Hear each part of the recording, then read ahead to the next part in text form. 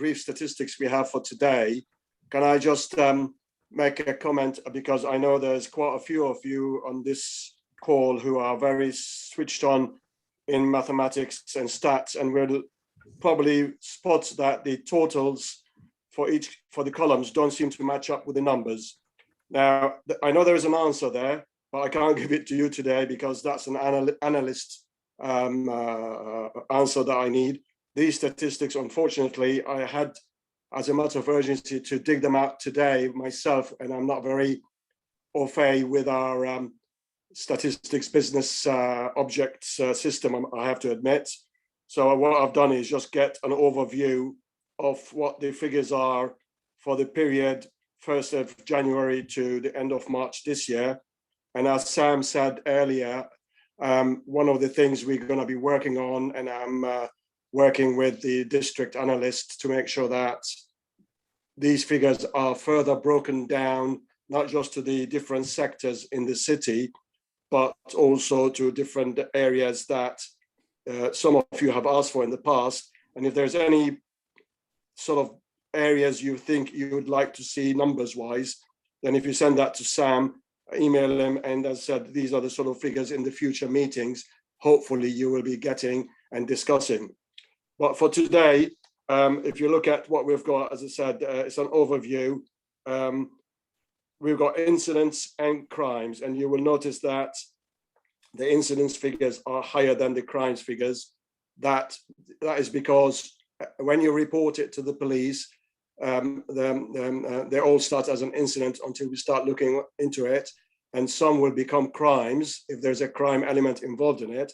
Others will remain as incidents. So that's the difference. It's broken in the next section. It's broken down into the 4 sectors in Southampton. For those of you who aren't familiar with sectors, Southampton District Police is broken up into 4 areas. So you've got Southampton Central, which covers the Bargate and Beavers wards. So they are in relation to the council wards. You got the Western area, which is the Shirley wards. Northern area is your Portswood wards, and the Eastern is basically the Bitton and further into that area of Bitton, West End, and so forth. So that's how it's broken into. The last box is basically showing the total that we have recorded. And as I said, if you add those totals at the bottom with what figures in the middle, I'm sure you'll say to me, they don't tie up. They certainly don't tie up for me anyway. But as I said, apologies, I can't give you an answer today, but we will be sorting this out in more detail and further breaking it up to different things that people have asked for. The last statement at the bottom, you'll see I've just looked at last year's same period, and the reported hate crimes this year have gone up, according to these figures, by 8%. Now, I know some people will start worrying, saying, why are they going up? What's going on? I've always said it, that there is no question that Southampton, as a district that's so diverse across the whole of Hampshire and Isle of Wight, is the most diverse, gets, unfortunately, sadly, a lot more hate crime incident taking place. But we also have, and this is very much due to the immense and hard work many of you do as members of this network. We have a network that a lot of people really work on a daily basis with their clients, their customers, and whatever, to encourage people when they come to talk to them about incidents they've experienced and realize that they are actually hate, to report them. And this is being done. And I know people will say, well, how can you prove it? I don't have the statistics for that, but I know from talking to different members in the network on a regular basis, the number of people who talk to them about hate crime and they encourage them to report it. On that basis, I'm more than comfortable to say you are playing your part in increasing the reporting in Southampton. So in a way, I look at this increase as a positive, because it tells me that more and more people are confident enough to want to report it, whether directly or through the third party trusted organization that they go to. And therefore, more people are actually living with hate crime on their own. Having said that, and I'll always say it, it is still underreported, and we really need a lot more work to encourage more people to report it. I can't tell you what the other districts' figures are. Unfortunately, as I said, it was a challenge just to get the figures for Southampton. Happy to take any immediate questions on these figures, but as I said, I can't promise you I'll have the answers yet. Okay, thank you, Ahmed. Let's just take Sam first in case for the additional statistical input. You'll have Sam, and then we'll open up to any questions. Sure. So yes, I'm just going to go through the. I'm going to put up the stats for our hate crime app, which you'll see now. So yes, we've looked at. Unfortunately, again, we haven't managed to get these stats that we would like to show for this meeting, but yes, we can show some of the months we've had and reports, but certainly the month, since our last meeting, we had 8 reports in February 2022, which, as you'll see in previous months, you had 7 in January, 8 in December, did have 32 in November. So some months there are increases, but it's and you'll see, again, there's 22 in October 2021, 16, 20 September 2021, and 9 August 2021. So some months are more than others, but we are seeing good. We are clearly seeing reporting through the app, as I've emphasised in previous meetings, and that's still happening. And no doubt in the last 2 months we've been having, we will have had similar numbers of reports. So as I previously said, this gives us good reason to continue pursuing an app, albeit we do want to improve our current app and redevelop it, which again we'll be talking about later. But it's evidence through that we are getting reports, so it's evidence that something is working, albeit we would like to see many more reports. But what we hope through further development, developing a new app, we can achieve that, because we believe it has a lot of potential. But it's just really to show people that the app is working. Don't get me wrong, 8 reports is not a huge amount, but it's certainly, at least we are receiving some reports. I think that's that's something to be pleased with. And again, that's down to as Ahmed's pointing out, I'm confident that that's down to all the work we're doing to encourage greater reporting and more people to come forward. So that's just what I wanted to show, really. So I can take questions on my on that, and can also ask Ahmed a question. We thought we'd take this opportunity to talk you through the fact that Southampton have now signed up to the National Safe Places Network, and what that is. I will go through what the national network is itself, how that applies to Southampton, because we have had local schemes before, which I'm sure, it's a shame I can't show you because the presentation isn't working on this desktop, but I'm sure you're all familiar with the Safe Places logo. It's orange and yellow, and it's got an animation of 2 people on the front, and it says Safe Places. You might be familiar with that design anyway, and that's based on the local schemes that we have had in the city before. However, the national network, it eradicates that patchwork. It means that the whole city has the advantage to join, as many safe places as possible can register, which is an advantage of the national network over the local schemes. It makes it a lot more standardised and coordinated. So the VRU, which is where I'm based, I work with Chris Brown. in the violence reduction unit, and we saw an opportunity to sign up to this network, and we've paid for a 4-year membership. So it's good to know we've got a bit of legacy to work with. We've got time to really embed this in the city. And then after that, we've got optimistic funding streams as well through the ITU. So it's here to stay, unlike the local schemes, which can drop due to resources, and they did because of the pandemic, like many things. So yeah, the national network itself is a scheme of safe places where members and staff can provide support to anyone in need. And these places act as a temporary refuge for anyone in need. So the person may need help with more serious issues, such as being bullied or experiencing harassment, or they may have just experienced theft, for example, where the police may then need to be called. And, you know, this applies to those with learning disabilities, those with known vulnerabilities, because they're at risk of being harassed and discriminated in public.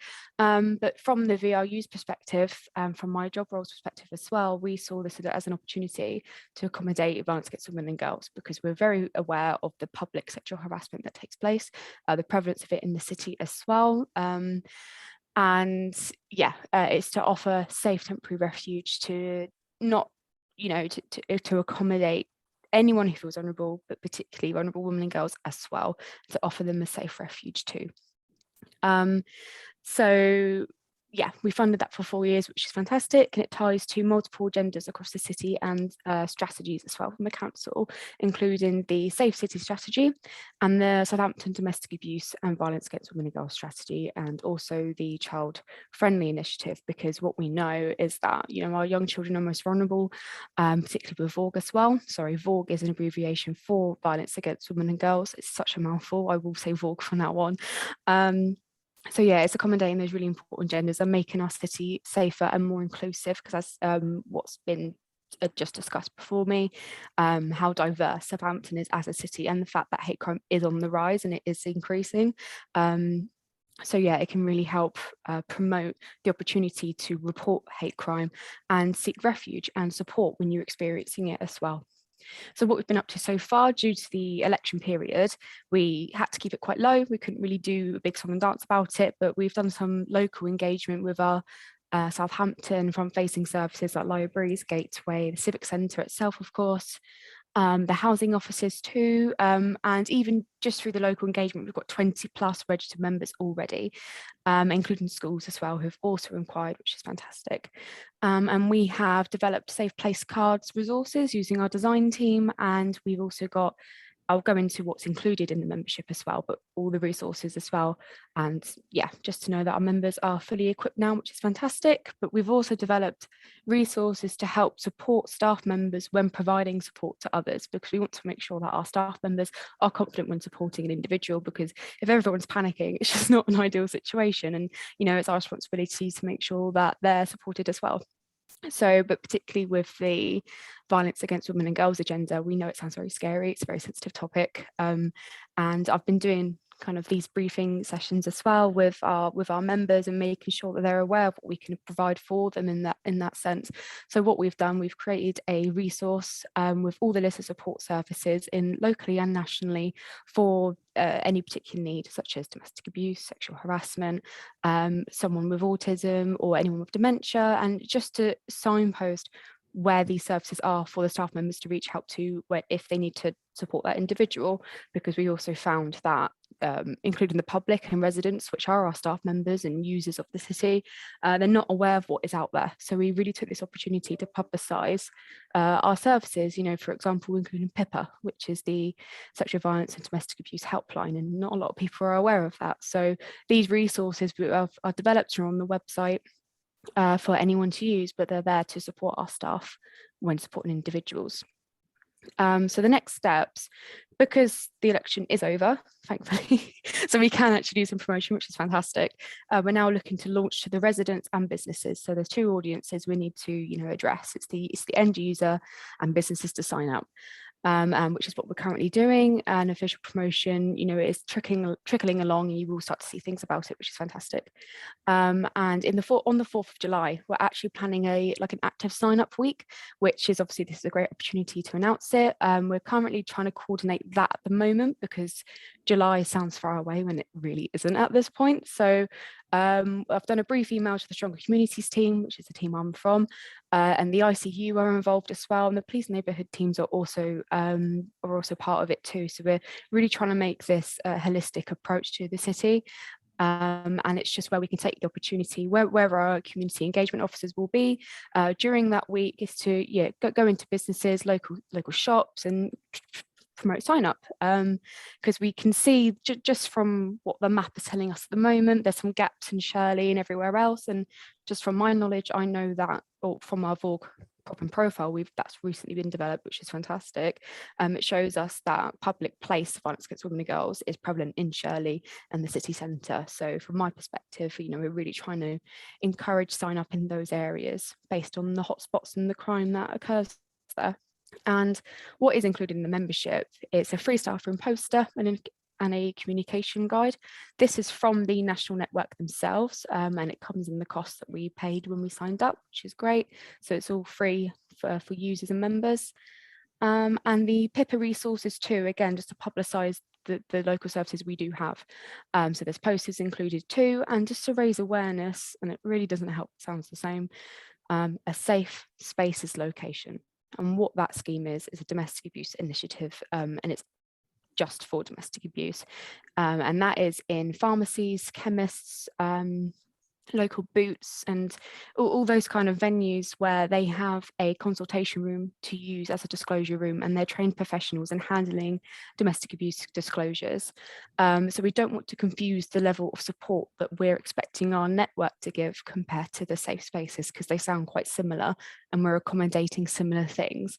But that is a specific scheme that we really want to raise awareness of and increase sign up to. I've got discussions with GPs next week with Kate Dench from the ICU to really ensure that doctors are on this scheme too, again, for that holistic approach across the city for different needs. There's also access to learning materials on make crime resources, which then drips into hate crime. So this can be used by classrooms or a workplace environment to teach others what a make crime and hate crime is, and how that can be prevented, and what the purpose of a safe place is too under this network. So that's all available for free. And because we have joined the wider network of this, we are now available on the Safe Places app, which is free to use, and the interactive map as well. It's, again, unfortunate, I'm looking at the PowerPoint now, but I've got all the links there, but I can send this out afterwards, so you can check this out yourselves.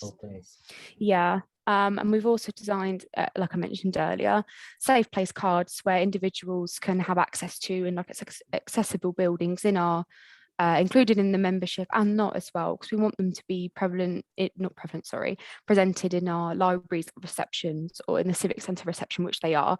And what these cards are, you know, anyone can take it, write down their personal details, who to contact when they need help, and that can then support them when they next feel vulnerable or unsafe out in public. And that isn't limited to those with known vulnerabilities. If someone feels like they would need that, then they're just free to take it.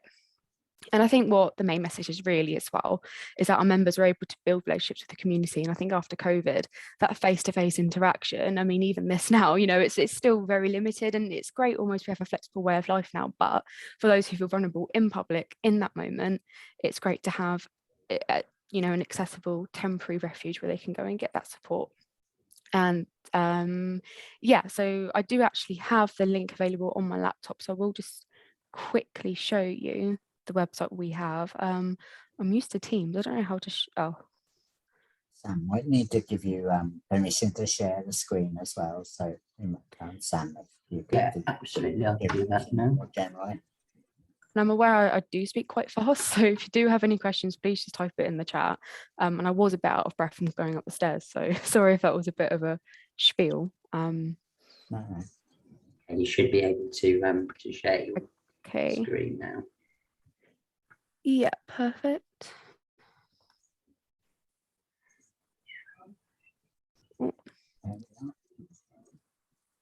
Can everyone see that? Yes, support for domestic. Sorry, yeah, I flicked it again. There we are. Yeah. Perfect. So this is our Safe Places Network website through Southampton City Council. And this just explains how to sign up to members, where to go, because we've also got a designated email as well, which is just here. And that's how we register and then send the digital and physical resources to them too.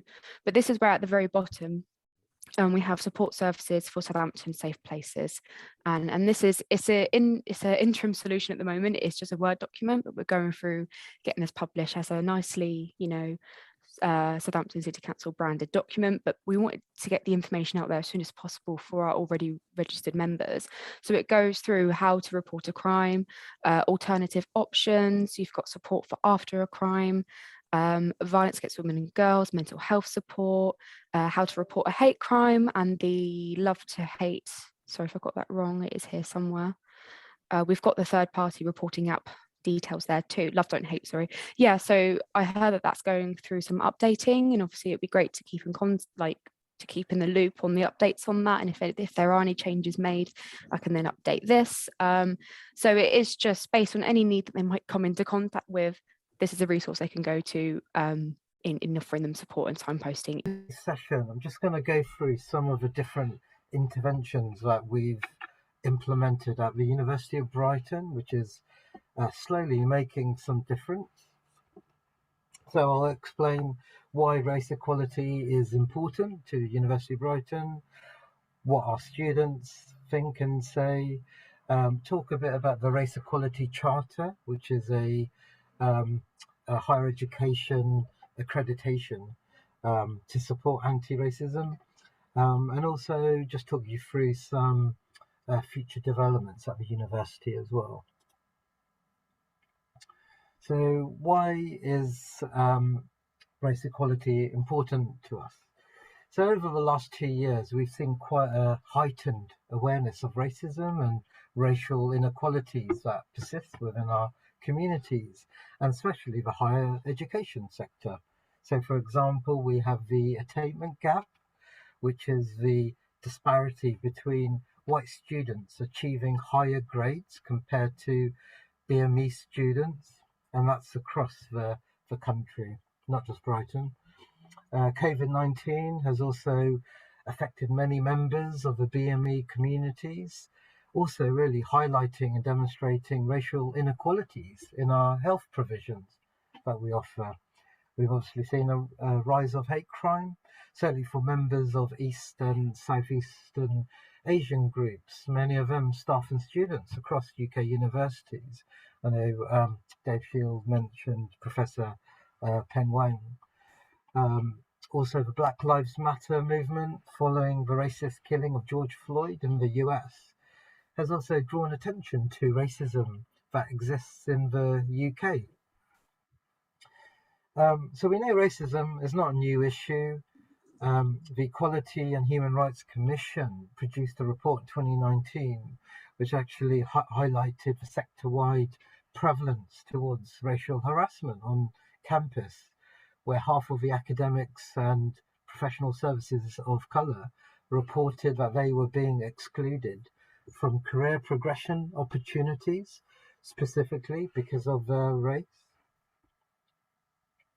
So in order to acknowledge all of this, we must also acknowledge that institutional racism and systemic issues are a sector-wide and societal concern if we are truly to bring about meaningful change.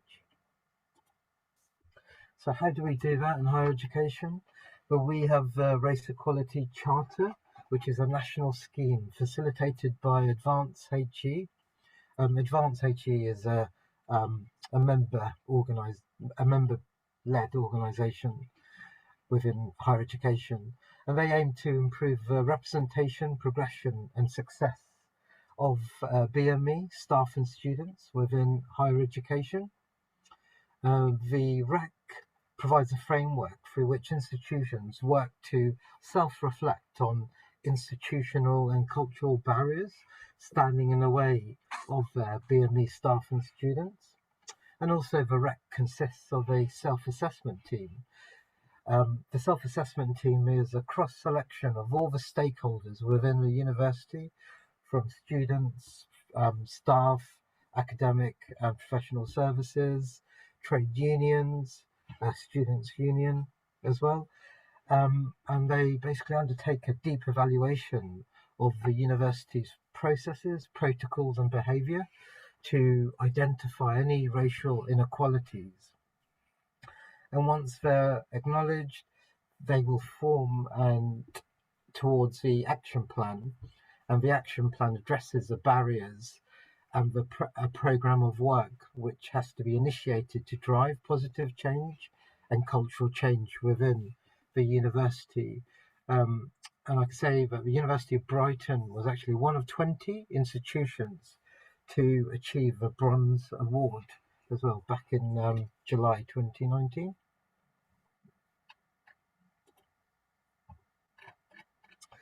So here's a slide with some comments from students.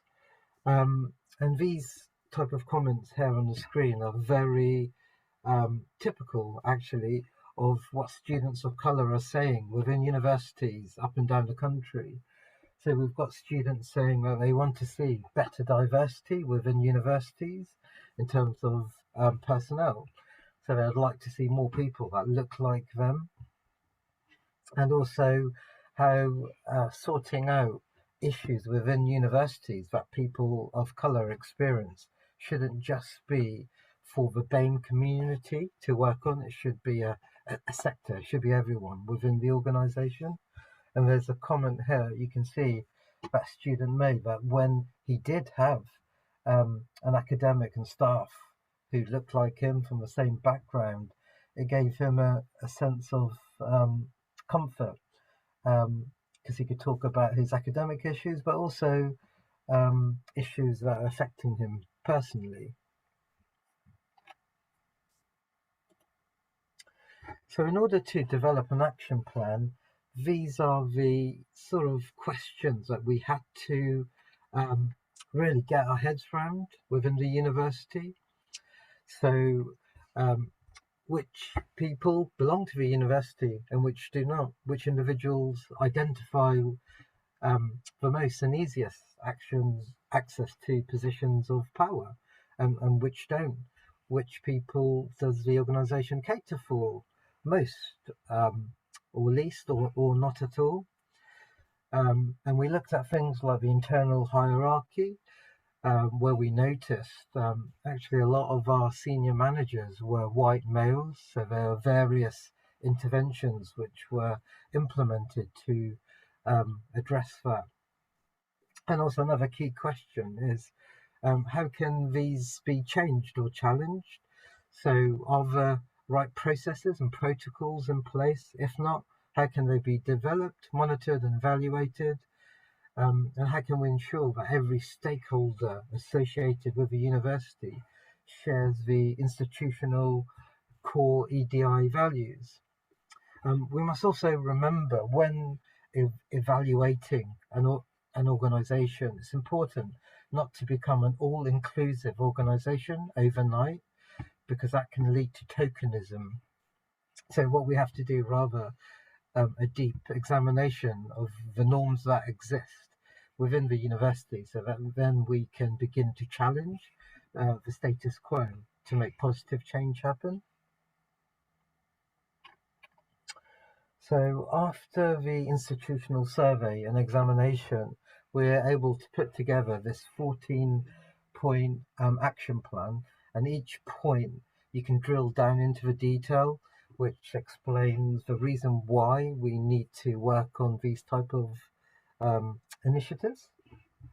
So based on this action plan, we're then able to implement some of these race equality interventions within the university. So I can talk you through, I've got some pictures of some of them as well. So at the university, we have a designated resource focused on race equality and race work, and that's me. So I joined the university last summer, and it's been quite overwhelming, actually, but very positive to see all these different interventions actually being implemented, being supported by staff and students as well. So one of the things we do, we support Black History Month, and we also arrange for monthly race speaker series. So we have funding to pay people of colour with lived experiences to share their stories. And we promote internal and external people as well. We have Race and Faith Staff Network, which provides peer-to-peer support and networking for students and staff who share the same protective characteristics. We offer training and development, so we offer race literacy and race allyship workshops, which are two separate training provisions, and they're both delivered by external providers who have the lived experiences, who can just add that little bit more insight compared to other trainers that the university has used in the past. Also, we've recently, well, at the beginning of this academic year, launched the inclusion calendar. So what that is, it's an integrated Outlook calendar plugin, and you plug it into your Outlook calendar. So every day it shows you all the different types of EDI events for multi-faith celebrations. So it doesn't just show Christmas and Easter, it will show you all the different celebrations which are observed by ethnicities and nationalities throughout the country. Also, we've recently launched a inclusive language guide because we recognize language can be fluid and language is also always evolving due to political, cultural and social movements. So therefore our inclusive guide ensures we use the most appropriate and suitable language which uplifts rather than marginalizes communities. And I'm just going to show you some examples of some of the things we've also implemented. So we've just launched a anti-racist toolkit using Padlet. And what this is, it's an A to Z of all the different considerations and detail and information that someone needs to know about or learn about in order to support anti-racism within the university. So things like activism, allyship, anti-blackness, and it goes on to Z, A to Z. I talked about Black History Month. So this was one of the first projects I worked on when I started working at Brighton last year. And we're always given a budget to pay people of colour as well, which is something which is totally new to me, which is really positive. So an initiative which we run for our students is the Identity Mentoring Match Programme. So we know that mentoring can be a real catalyst for personal and professional growth, helping students to reach their potential. And the feedback I showed you earlier from students showed us that they actually lack that sense of belonging because they do not see people that look like them on campus. So the Identity Mentoring Match Programme matches students with a mentor or a professional person affiliated by their skin colour, background, heritage, or a shared experience of being racialized. And that's proving to be a really popular scheme with our student base. We also support decolonising the curriculum. So it's a key part of our approach in creating an inclusive learning and teaching environment for all. We understand decolonising is a complex and it's an ongoing process, which is strongly connected to the university's commitments to anti-racism.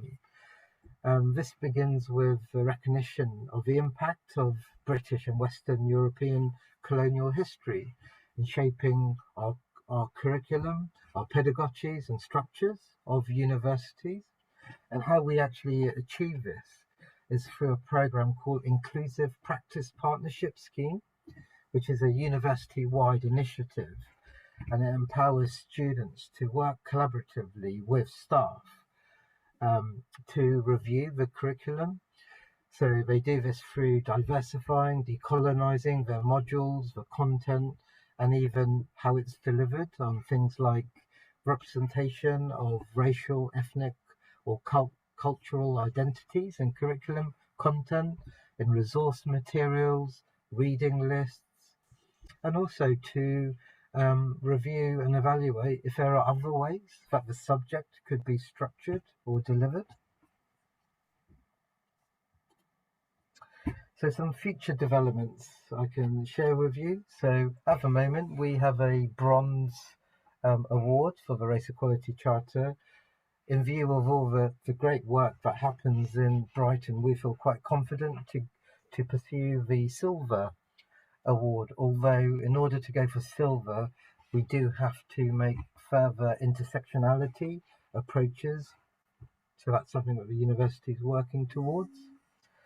In 2020, after the Black Lives Matter protests, the university arranged for staff and students to meet online in a anti-racist forum. So it was an open forum to have open discussions on issues affecting staff and students.